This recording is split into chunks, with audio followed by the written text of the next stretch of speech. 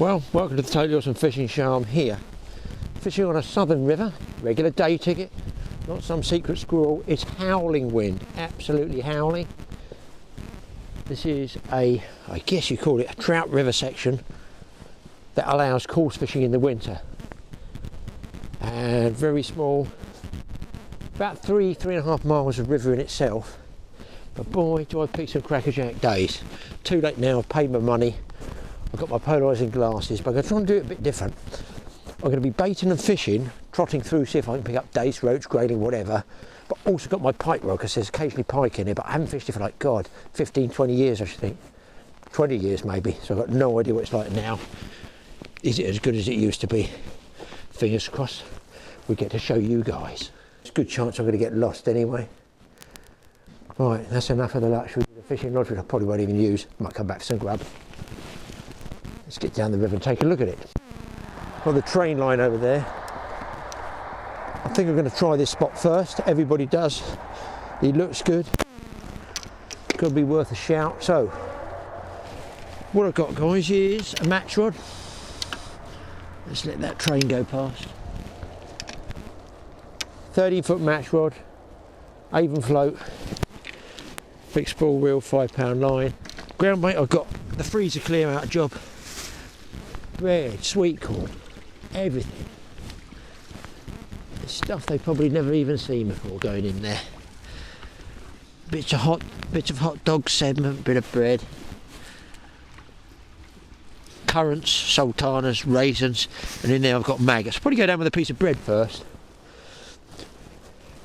What I'm doing, wow, that current's stirring it all up down there. I don't know if you guys can see that swirling around. Could get, you know, roach going on the bread. So I'm going to let all that swirl around down there. And then, if I don't get anything on that, I'm going to put a sprat through for a pike. So I'm hoping the activity of feeding might get me to fish anyway, but even if I don't, it perks all the other small fish up. Well, I'm just working my way through this pool here. Okay, I've only got bread on. I've had no bites at the moment. Just letting it drift and drag around. Current seems to be holding up quite a bit. So I'll give it about a minute longer, and I think I'll just twitch a sprat through here just in case there's a pike there. But it all looks pretty dead at the moment. Looks great, but at the moment isn't. So what I've got is a sprat. Just there, hopefully you can see that. It's barbless here. So I've got no barbs on there, but what I've got is a little piece of rubber band over the top of the point of the hook there, which stops that bait coming off. Otherwise, barbless is going to come off all the time because I'm twitching it and flicking it around. One SSG shot there. That's all I got, a sprat. My all-white spinning rod, which is my favourite one, just so you guys know. It's called a Kanji. 2.40 metres, and it throws 40 to 80 grams. I've been very pleased with it. I'm going to flick this down in the pool. My reel is, I guess it's Nomura as well. Yeah, Nomura Aiko, A-I-K-O. I think it's a 1000 size, Mike said. I'm going to flick it out. Just going to let it sink down there. I've no idea of the depth. It looks quite a deep pool. And I'm just going to twitch it back. Obviously, I'm going to have to fish properly in a minute. I'm just trying to do this just to show you guys. You might be able to see it twitching up here by bringing it in close. The big thing is you're going to get a pike just flash out from anywhere and grab that.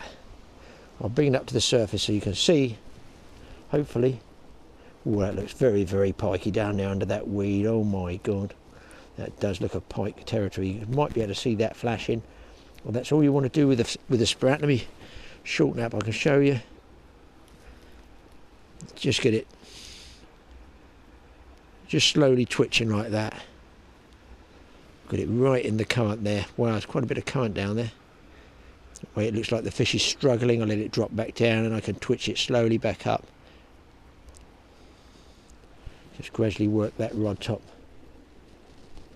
and cover the area. Now if there's a pike in here, I think a few casts and I would have had a take. It's quite a small pool here.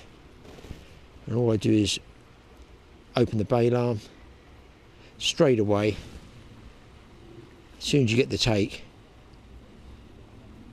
and hopefully get the fish. Just drop that back there. I'm sort of bumping it back all the time. Some other guys just turning up. No takes as yet. I think that's their first time here, those chaps over there. I've got to try and remember where the river is myself, to be honest. It's broken down into sort of 3 different canal tributary stretches, or whatever they call it, small bits. It looks like Mr. Pike is not at home. So once I've done this pool, I'm going to move on to the next one. Well, I've stopped along this narrow carrier stream about 6 times. Very, very narrow, shallow. I haven't seen one fish, got to be honest. Nice deep pool here. You can see this. Obviously that looks classic there, but bear in mind there won't be a huge amount of coarse fish in here because it's not a coarse fishing river. There are coarse fish in here, but it is a trout river, so sort of the coarse fish take a bit of a back seat, I suppose. So let's have a run through the float. Tiny piece of bread, see if there's anything in town. Guys, first cast down there in the float. I'm hooked up. It ain't a roach, it's a decent fish. And I did tell you it was a trout river. It is, my goodness me. It's an absolutely cracking brown trout. I've got no head cam, so I'm going to try and get this fish netted for you. You can see him down there. Lovely markings on it, lovely tail. That is a good fit. Right down here he took. And a good old bend on the match rod. So I'm pleased I took the trouble to go through it. Now I'm on barbless, so there's a good chance it's going to come off. I'm going to try and set this camera up for you guys. I lose so many fish, guys, trying to get you guys pictures. I'm just going to ease him off a little bit. I'm going to try and put this and balance it somewhere. Oh, he's still on. It's a beautiful fish. I mean, really, this is a beauty. I think I need a longer net.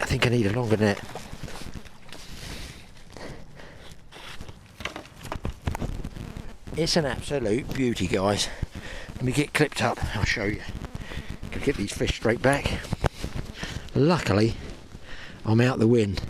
I'm hoping you guys can see this fish because it's well worth looking at. What about that for brown trout then, people? A beauty. There we go. Let's get it straight back. No, this is a fishery that allows you to catch coarse fish, and if you can't, tell me how you don't catch a trout in a trout river. So we put them straight back. I put a lot of my trout back anyway. Let's get this guy back. Beautiful fish. Size 12 barbless. Little pellet of bread like that. Don't squeeze it too hard.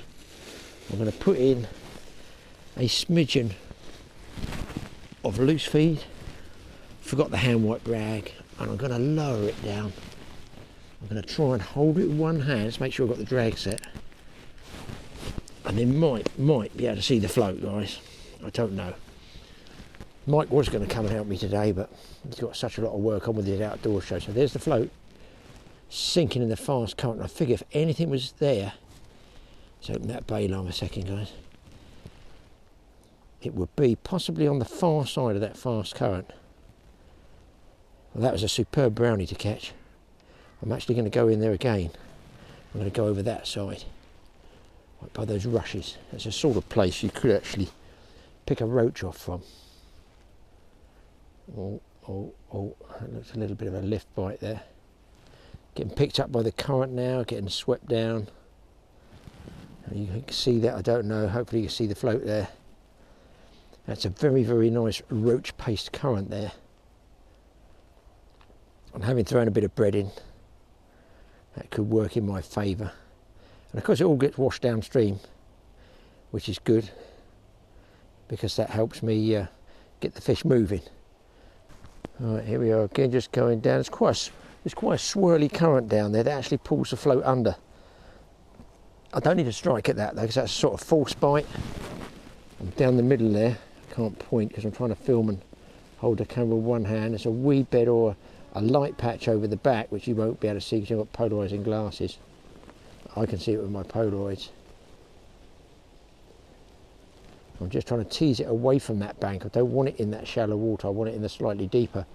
You know, we're coming into early winter, so any coarse fish are going to be, I feel, in the deeper water. I feel it.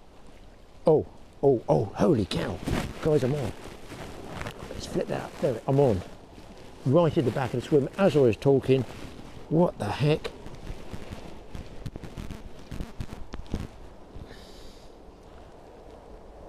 Another brown, guys. Another brown. Another brown by the look of it. And look at the bend in a match rod. OMG, people wonder why I go float fishing with a match rod. You couldn't ask any better bend than that. It's locked over.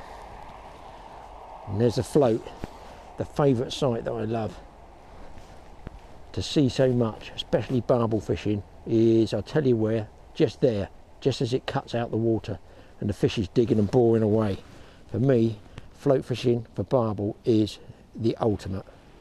Rarely done nowadays. I'm just about to rarely lose this fish in the weed. I feel it's going to be a lost fish, but at least you saw it. Oh, there he is. He's coming out.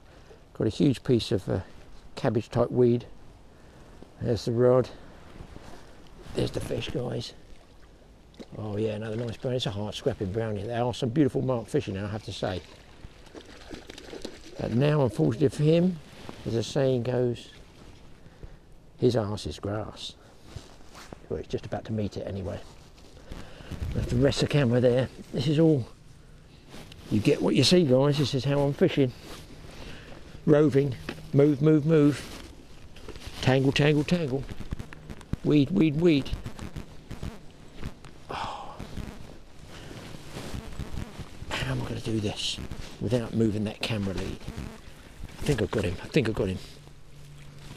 Number 2 is in the net. Another nice brownie. First one looked, I don't know, what do you reckon, towards 3 or something like that? This one, like many trout, has just throated it. It's popped out. What about that? Beautiful, beautiful brown trout. Superb fish. I'll turn that camera around so you can see it. Now these are all left over in the river, I guess for next year now. But it can be a bit of a nuisance if you're coarse fishing, which we are. Let's get it back. Sometimes you can actually just get sick of trout, to be honest. They have to be, and I say this as a trout fisherman, about the most stupid fish there is. That's why they're protected by fly. You know, you go through with a loaf of bread, yeah, game over. Good to catch though, don't get me wrong. I'll catch anything that swims. I am not bothered at all. No prude. No specimen hunter, I don't want to be labelled specimen hunter. No thank you. Just a regular angler who enjoys catching fish and releasing them. Well, the wind is a howling. I'm going to chuck a little bit more loose stuff in. I've got my rag, so I'll just wipe my hand on the stinging nettles. See if I can follow that up and, man, pick you up. I just fancy a roach down here. Just sort of over the back with that last one, in case you can, well, you won't see, let me turn that round a tad, was just down the back there, and there's a shallow over there, and I was just trying to, as I was talking your way through the float, trying to get on the edge of the shallows. So here we go again. Third time in. I think the bait's being held up a bit too much by the swirling current, so the bait is too high in the water and it's going down now. Going to come across a bit. All these pools and these areas are obviously built with a view for fly fishermen in mind, because they're sort of easy access. Whereas the coarse fishermen, I find generally, like me, they like to get in amongst it, in amongst the rushes and that. But here you sort of have to fish from the designated swims, I guess. I'm right down the back where it's starting to slow a little bit. Now this winter season on this river has only recently opened. 9-10 days, and already this is worn down where I'm standing. I think I've just shallowed up there. That's the main part of the pool gone. So you think it'd be a roach down there, and there is nothing. Here's a roach area. It's just slowed up the pace, nice and steady. I've got a 2BB float on there, and a bodied Avon float, size 12 hook, and I've got 5 pounds straight through. Because don't forget, this place is not coarse fished during the summer. It's a winter only venue. Right, no more fish there, so I'm just going to have a bump through with the sprat. 20 years ago when I came here, I did catch a pike or 2. So who knows if there's any left. Just worth twitching this sprat through. Well, no pike in the swim, so I'm on the move again. I vaguely remember it goes back up the other side as well, and I think there's a central part. See, there's spots here that could hold fish. I haven't seen anything yet, I haven't seen any fish yet, but it's a dark, horrible grey cloudy day. Some of these swim areas, you can see behind me just down here, they've been cut out for the fly fishermen. Quite a neat way of doing it. There's a pretty old bridge up here, I'll show you in a second. There's another pool there, but man, very, very small. Very, very small. Let's have a look at it. I'll give you a walk along first.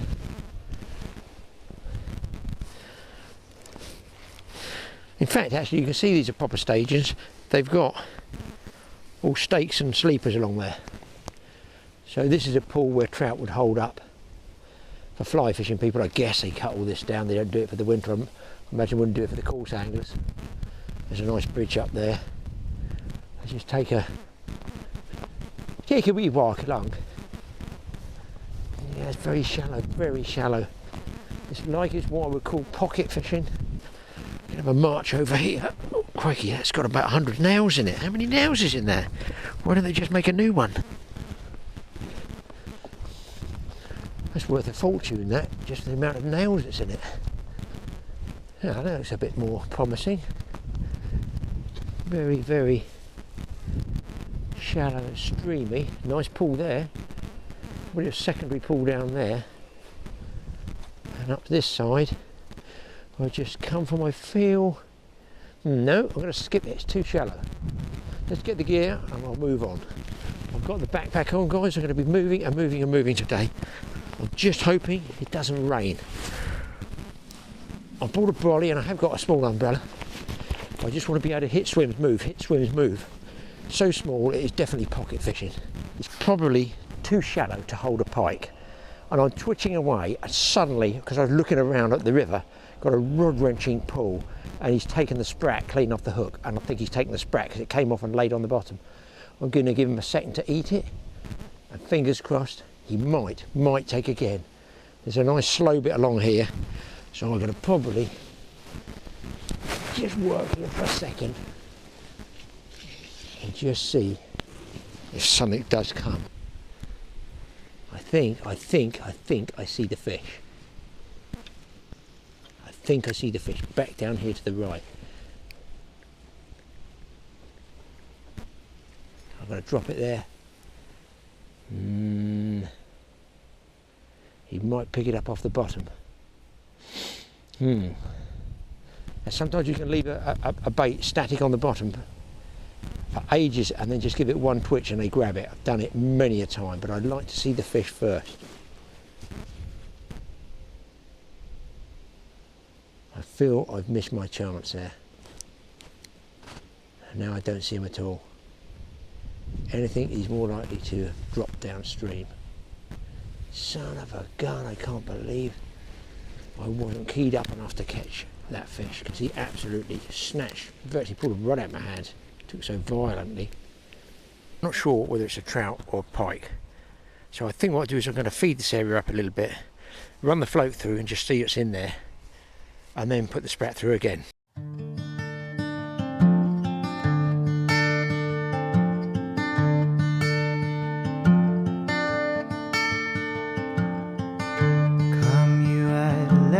Morning, longest day born anew. A cup of sorrow. Not so many dots on that one. A lovely tail. Let's get it straight back. Well, people, there's a beautiful swim here years ago. Used to be fished just down the margins down here. And I've got a fish on. Two of the side stream carriers meet and they go down the main river over the bridge there. And I've got a fish on here, and you can see where I say the trout are protected or have to be protected by rules like fly fishing only, because there's another one hooked up on a piece of bread intended for roach. But it is a trout water. I would soon have a big roach any time, but I mean some of these do have some beautiful markings in them, I have to say.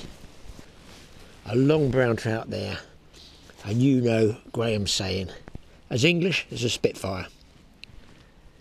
And what a setting I'm catching them in. But I want something other than trout. I can catch these loads of still waters. Nice on the float. And beautiful markings on this one. A cup of sorrow with the early dew.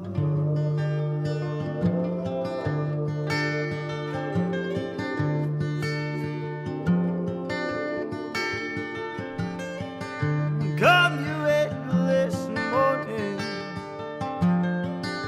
come and tell me what to do, 'cause I'd do anything for me.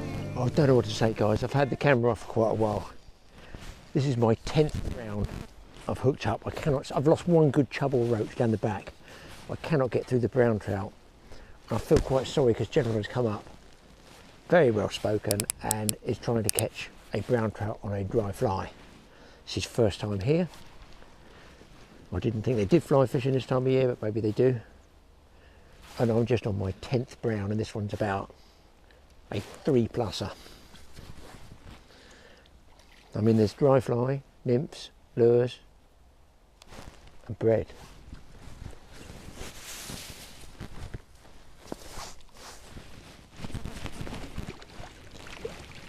Oh. I nearly don't want to show you this one, people. I think we're talking 3 pounds, 3.5 pounds here, guys. Let's get it straight back. This brown trout's suicide at the moment. I think I'm going to put a sprat through here, guys, because I'm not getting any coarse fish. 10 browns. Let's see if we can't get a pike out of this swim for you. I mean, there might not be a pike in here with all those trout, but I feel it's worth, put this over my shoulder, it's worth a throw. I think if there'd been a pike around, you would have had one of those browns flashing and twisting. I mean, they're a bit big, but obviously a 3 to 8 pound pike wouldn't be able to probably take one of those. Well, probably would be able to take one. Well, I think it probably wouldn't take a 2.5 pound brownie. But 10 pound and upwards pike, 20 pounds, 25s, and they're in it to 30, they reckon. Definitely will take a 2 pound brownie all day long. I feel I'm going to have a good old twitch and flash through this deep area, because I remember years ago in this bend, the guys used to gudgeon live bait on a float paternoster just down here. But it's all changed now. But if they were there years ago, the perch, maybe the pike are there now. I'm looking for one fish. A beautiful old bridge at the background. I don't know whether you guys can pick that up. One of the most exciting parts about twitching a sprat like this is seeing visually the take and the snatch, especially somewhere like the edge of this wee bed. Just there. Oh man, I still get the old knee tremblers when I go to lift the sprat out of the water at the last minute like that, when it's this sort of clarity of water. Nothing more exciting to see a 12-15 pounder come up, even a low double, explode on the surface with your sprat just about to be lifted out of the water.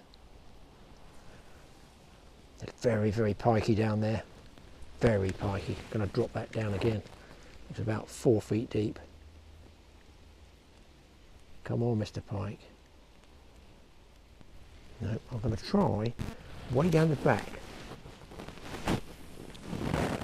That's by the bridge.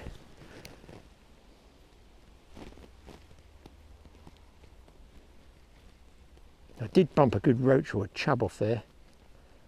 There's a wee bit in between me and the bridge. I'm just going to try and bring it in quite fast across the top of the weed. And then I'm going to drop it this side of the weed, which let it sink now. I'm letting it drop to the bottom.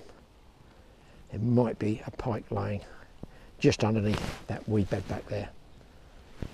And of course, with the current picking up this way, I need to twitch it either very slowly to keep it down deep, or put an extra shot on. I think I'll just work it as it is, because it's so clear, this water. Even within 4, 5, 6 feet at least, a pike's going to see that lure from 6 feet away. Lure, the bait, sorry. And I understand you can lure fish here as well. Thinking about it, could be a good place for drop shotting. Well, I've twitched that sprat hundreds of times, I would think, had no takes at all. I'm still stuck on the 10 superb brown trout. I've come way upstream past some other anglers who sit there like gnomes. I guess they're not catching very much. The fly angler is obviously catching nothing. And nice pool here. Now you'd think, wouldn't you, you'd think, looking at that, that is absolutely superb. Hopefully you can see that. There you go. Way up there, there's a sort of sluice coming through in a bridge. I'll take you up there in a second.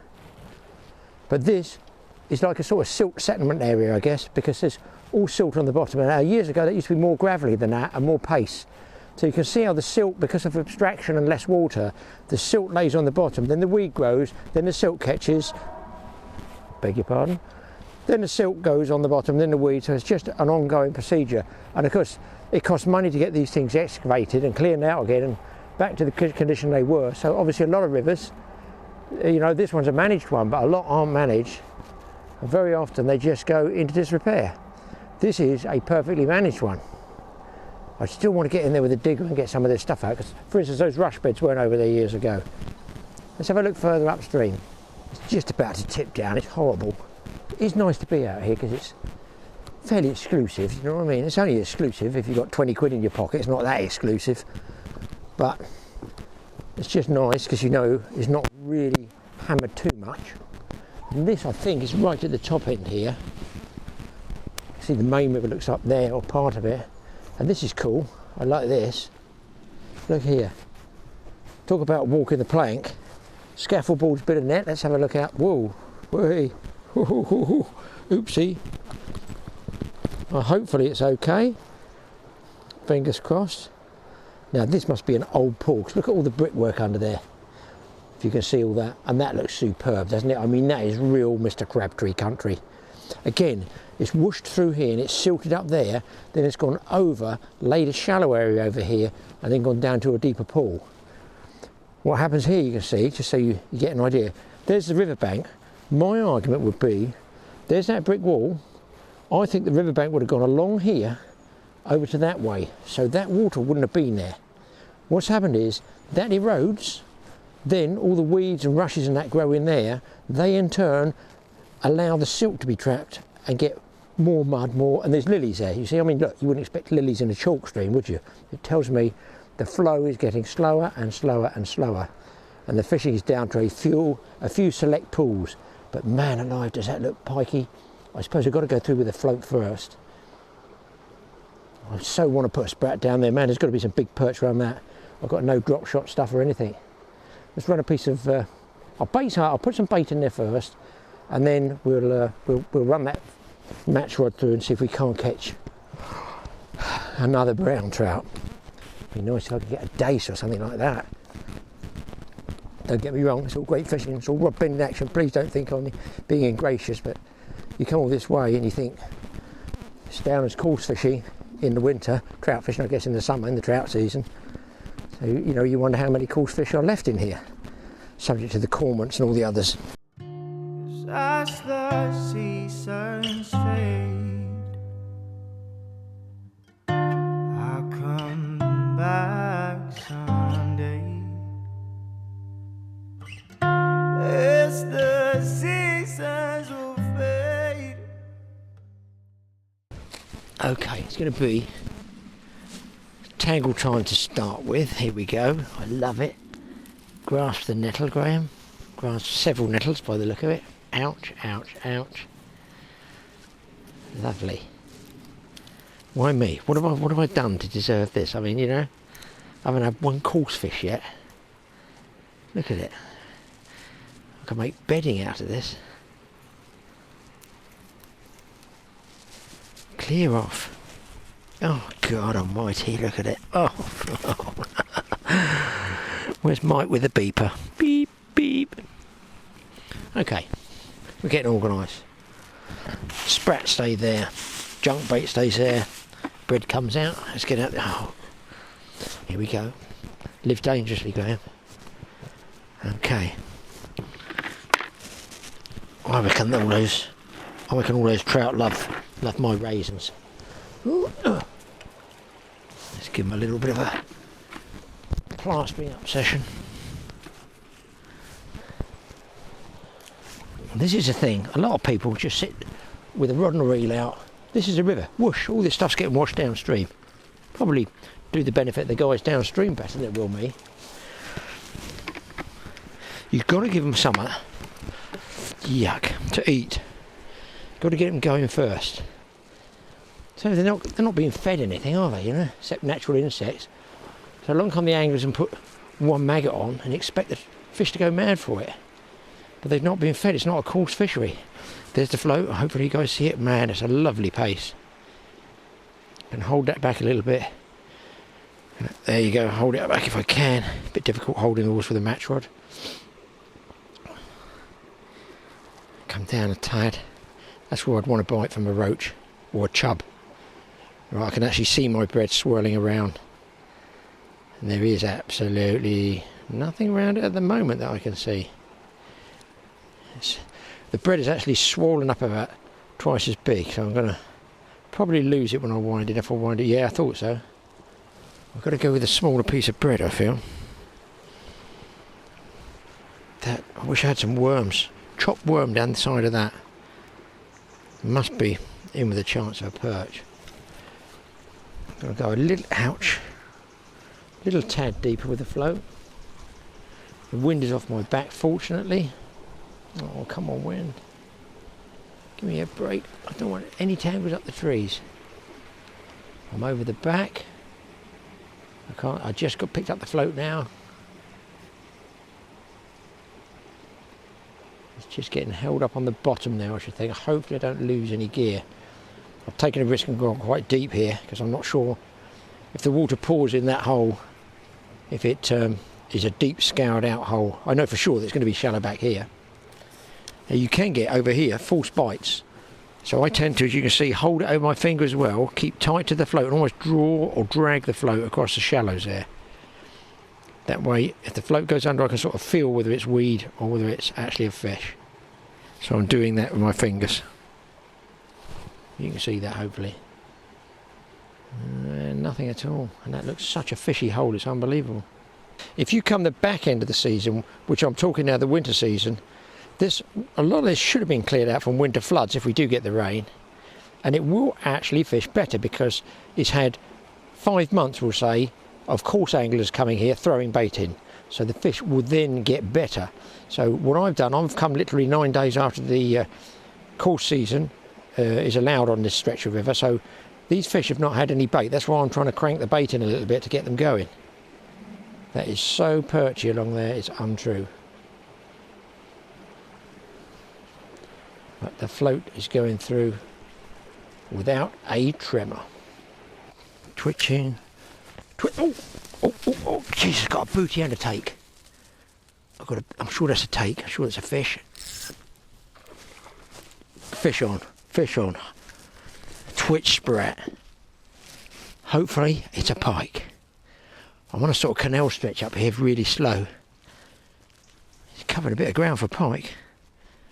What is that? Oh my God, it's a really big trout. It's a really big one, and it's taken a whole sprat. That is ridiculous. As is the length of my net, which is also ridiculous. Having got a booty just here, I'm going to drop the bob with light drag. That is the extremity of my net. That is the extremity of my boots. Let's see if we can't get this guy out. That looks like a rainbow, actually. Oh, this is going to be a miracle getting this one out, guys. I've got about a foot there. I don't want any hooks loose in the net. Oh, I should have got him up there. I think this is the easiest way to bring him up. A first for me, fishing line around the ears, a long, lean rainbow trout on a whole twitch sprat. My goodness me, how many trout are in this place? And of course the obligatory double booty. I think that is the first trout, not the first trout I've had trout, the first rainbow I've had on a twitch sprat. I think, I can't remember. Anyway, keep moving. Do you know what? The challenge is not catching fish today. The challenge is not catching a trout.